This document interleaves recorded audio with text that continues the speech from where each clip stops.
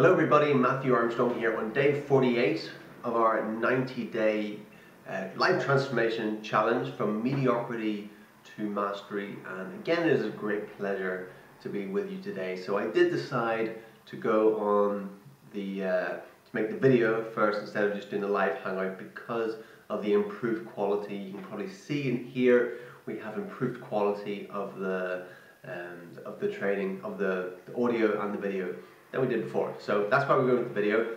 I do have to say it feels a bit different. It definitely does feel different. There's something about doing something live that just activates your brain at a different level where you know that there's no editing, right? There's no stopping and starting. You're just doing it and that's it. So I do feel that. I do feel it's slightly less engaged or something. There is something quite magical about doing things live, and this is a recording, but it's going live straight away afterwards, and let's see how we go with it. So what I want to talk about today is we're overcoming the fears, right? Overcoming the 7 fears, and overcoming fear in general. You know, why is it important to overcome fear? Well, you know, if we don't overcome our fears, then our life is minimized. You know, it's like, think about a child that goes into a playground for the first time, and there's a seesaw there, there's a swing, there's a roundabout, there's a slide, a sandpit or something else, you know. And let's say the child is afraid of all these things. They haven't seen it first time seeing these things. They look quite big. To go up to the top of the slide and go down, that's scary. Whoa, that's too high. The child goes up and looks down and goes, that's too scary for them. Then they don't want to go on it. They sit on a swing and suddenly they feel unbalanced and they could fall. They're afraid of it, right? So the child that stays afraid of all those things will just stand there in the playground and not do anything. And all the other kids will be running around playing on everything, right? And the child that has the least fears will have the most enjoyment there because that child will go and play on everything in the playground. But the child that's afraid to get dirty in the sandpit, or I'm afraid to get dirty, I'm afraid if I fall off the swing or the slide or whatever, or if the roundabout spits me off or something. I think a roundabout, what do you call those things that spin around? And so the child stays in fear and then doesn't get the full enjoyment out of being in the playground, and their comfort zone is small. They're living in a container, like a self-imposed prison. So that's what our fears do. Our fears keep us in a self-imposed prison. We walk around in life in a prison as long as we let our fears dictate our life. We become slaves to our fears. Slaves. We may as well be going around on a leash, like a slave or something, with not able to do certain things because that's just the rules, you know. And so what we want to do is we want to break free of those shackles, right? We want to break free of the shackles which are in the mind. You know, it's the shackles of the mind that we must break free of, that stop us from doing those things, and break through the fears of like imagine the child when he breaks through all his fears in the playground. And he's just free to run around, free to roam, free to do what he wants, right? Or she. And that's life, the world. The world is our playground. And if we stay and let our fears control us, then we can't fully maximize on this playground of planet Earth that we have, right? There's so much to do. There is so much richness to be grateful for and to experience on the planet. But if we let our fears control us, then we'll never fully experience it. We'll never fully actualize ourselves or our lives or achieve our vision, our mission in life, if we let our fears control us. Because as it is said, our fears are like dragons guarding our greatest treasure. Our greatest fears are like dragons guarding our greatest treasure. So the greatest treasure in your life, you look at your greatest fears, and those greatest fears are actually stopping you from realizing your greatest treasure, receiving your greatest treasure in life. So when would it now be a good time to break through those fears, to slay the dragons, to slay those fear dragons, and not allow them to control your life anymore. And you can see it in people's lives. Those who have continued to be a slave to their fears, it's not that their life stays the same. Their life starts to minimize. Because if you don't make progress in breaking through your fears actually will start to engulf you and enclose over you, and more fears will come in attached to those fears. Because, as it is said as well, our innermost thoughts become our most tangible outer reality. And so if our thoughts and feelings are of fear, then that's what we're going to see all around us. And that's going to paralyze us in our lives. And so, those that let their fears control them and don't actually take steps to break through, they actually become even more minimized in their life, even more restricted, even more imprisoned and enslaved to their fears, until one day they do nothing. And that's what we see. We see the people that are afraid to leave their house, are afraid to answer the phone, are afraid to speak to people, are afraid to do anything outside of that little comfort bubble, because they haven't taken daily steps to break through their fears. And this is one of the dangers of the New Age movement. Although there are many wonderful things about the New Age movement, one of the dangers of the New Age movement is the people that say, oh, if that's hard, I'm just not meant to do it. Oh, if that doesn't feel right, I'm just not meant to do it. Oh, if that gives me some sort of inner discomfort, oh no, that's not for me. I'm just following the path of least resistance. And that can be a huge trap, because then the person doesn't face their fears, they don't face their anxieties. They think if they feel anxiety, that's their body telling them, or the universe telling them, or their higher self telling them that, oh, they're just not meant to do that thing, or they're not meant to follow that path. And so, that's more often than not, that is simply them being controlled by their fears. And it is an illusion about this whole New Age thing that if you feel a fear or an anxiety or some sort of resistance, that you're just not supposed to do that thing, And those people very sadly become even more minimized, because they're following some philosophy that really isn't in accordance with the true laws of the universe, right? Which are that the all growth happens on the border of chaos and order, right? And to break through the fears, to break through the obstacles, your challenges are there for us to break through, not for us to meet the challenge and go, oh, I'm just not supposed to go that way, go the other way. The challenges are there to strengthen us. The struggles are there to strengthen us, right? If you want to build a physique and you go into the gym and you lift a weight and go, well, that's heavy, that's actually painful, I'm just not supposed to do that. Then you're never going to strengthen your muscles, right? If you go for a run, you want to get good at running, you want to get fit, and as soon as you start getting out of breath and it starts to hurt a bit and your lungs start to burn a bit, oh no, I'm just not supposed to do that, that mustn't be good for me. That person's never going to get fit, they're never going to break through the different barriers and plateaus that you go through when you get fit, right? I remember the fittest I ever got was when I was in the Marines, and I got absolutely thrashed, beasted by the training team. For whatever reason, I got a number of personal thrashings where I was like running up and down hills for hours and hours and hours, and when we were out on an exercise where they could basically do what they wanted with us, with no observation from officers. And I got a ton of personal thrashings. Sometimes I hyperventilated, I got to the point of exhaustion where I couldn't even focus my eyes. Things like that happened to me at that time. I thought I might have died at times. But when we came back from that exercise, we had a day off to recuperate. And then the next morning, on the Monday morning, we were on the bottom field on the assault course.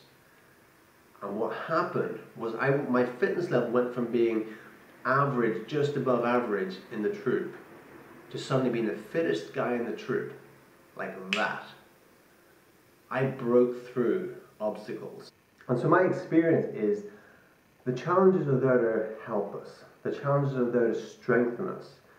You know, this has been my experience in life. So I think it's wise to challenge ourselves in ways that are going to actually magnify our human experience, to actually help us self-actualize. Because if we don't, we'll be challenged in other ways, ways that aren't going to help us on our mission and our vision for life. So, you know, don't shy away from the challenges. Don't shy away from your fears. Even your fears are challenges, and they're there to help you.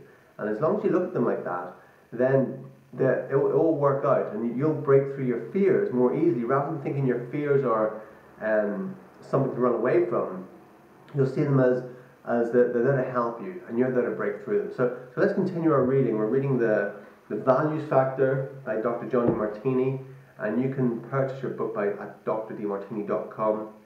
We're on page 299, and if this is the first one you're watching, remember to go back to the previous ones, where the previous trainings where we've gone through them all, right? So this is your first one. We're on page 299. We just went over the last 7 fears not yesterday, on Saturday, and now we're on the section of overcoming the 7 fears, right? So if you didn't watch the last one, then this isn't going to make a whole lot of sense to you, because this is overcoming the 7 fears that we just talked about. So what happens when you begin to fear the rejection of loved ones? When you fear the loss of money? When you fear that you're going to fail? Fear that you're going to break the morals and ethics of the spiritual authority that you revere? And fear that you don't have the looks, vitality, or energy to become the leader that you might be, or to fulfill the mission that you value above all else? Then your fears cause you to continue to further subordinate yourself to all the people that you believe have what you unwisely imagine that you don't. The people who might reject you, the people with money, the people whom you see as successful, the people whom you see as spiritual and righteous, the people whom you believe have the looks, vitality, and energy that you assume you don't. And then when you strive to achieve your goal, you find that very difficult to do, because the bottom line is you're not likely to stay focused on your goals unless you live true to your highest values. And you're not going to live true to your highest values as long as you're minimizing yourself relative to any human being on earth. Respect them, yes. Minimize them, no. Minimize yourself, no. Let me read that last bit.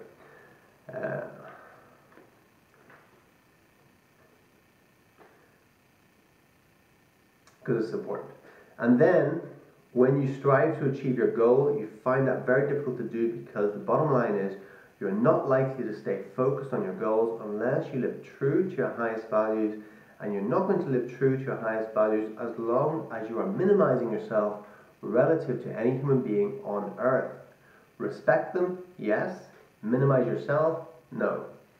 These fears cloud the clarity of what's inside your mind and heart, which is trying to express itself through your highest value, your mission. Becoming a leader requires the kind of inner certainty that you can only get from living according to your own highest values. If you have to ask somebody else, where am I going? You're not honoring your own inner leader. You are denying what you know inside.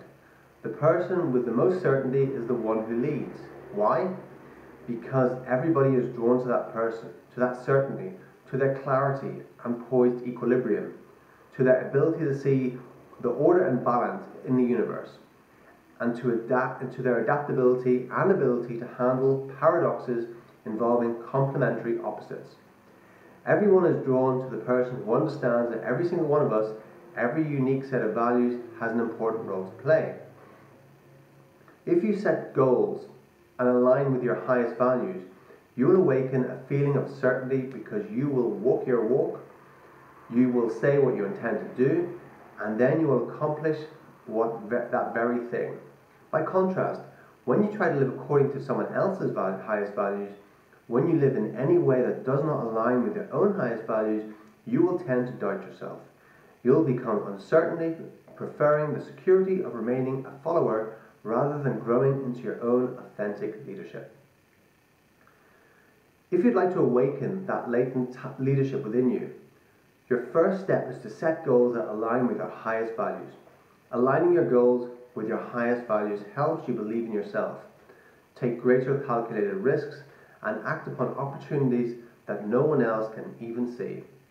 You claim your identity as a leader and you identify yourself with your mission, which is another way of saying that you devote yourself fully to the fulfillment of your highest value.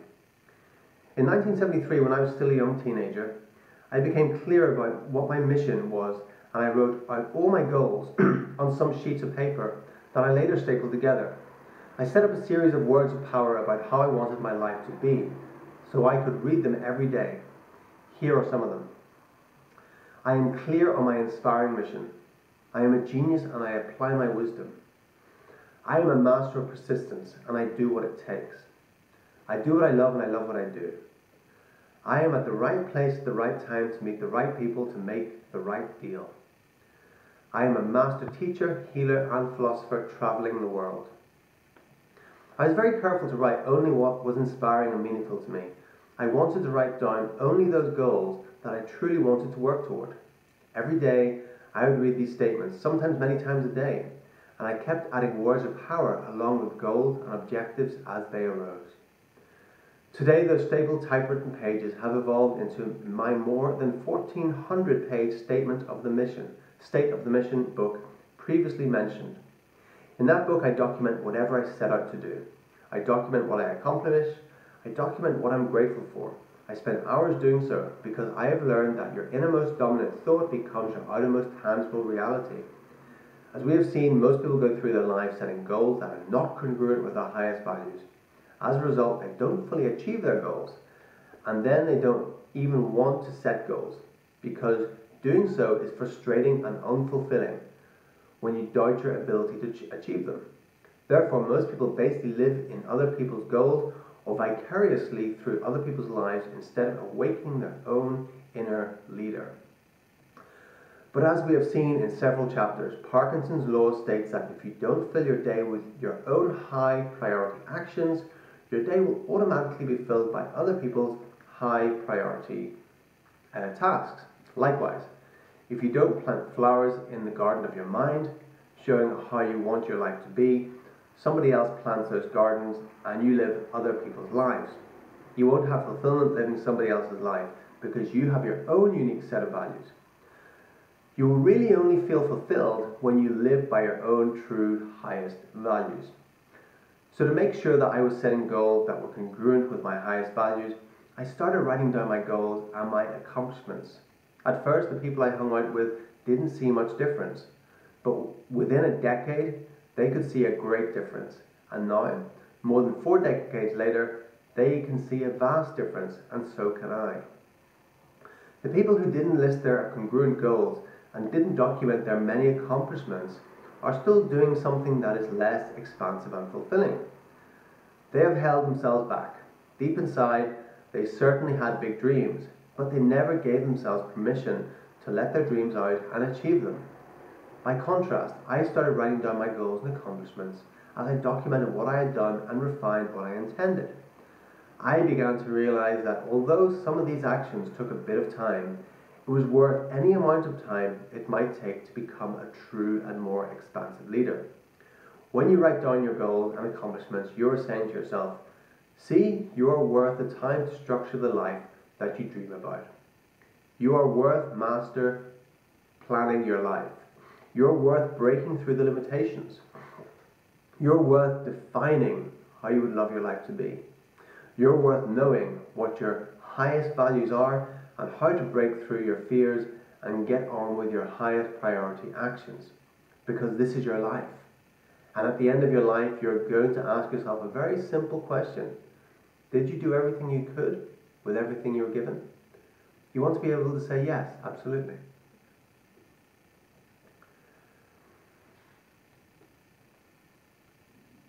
So we'll finish there for today, and we'll continue with that with the reading from the book tomorrow. Hope you got a lot from that. I certainly find it awesome. I look forward to seeing you again tomorrow. And if you haven't already done so, you're looking for a vehicle to create financial freedom, to learn communication at a higher level, to learn marketing, online marketing, sales, to become more of a leader, then click on the link below. And I have the perfect system that you can plug into to do that. If you just want to get on my subscriber list, and at the same time click on the link below, put in your email address, and then you'll receive regular updates from me as well. Thanks for watching, and I shall see you again mañana.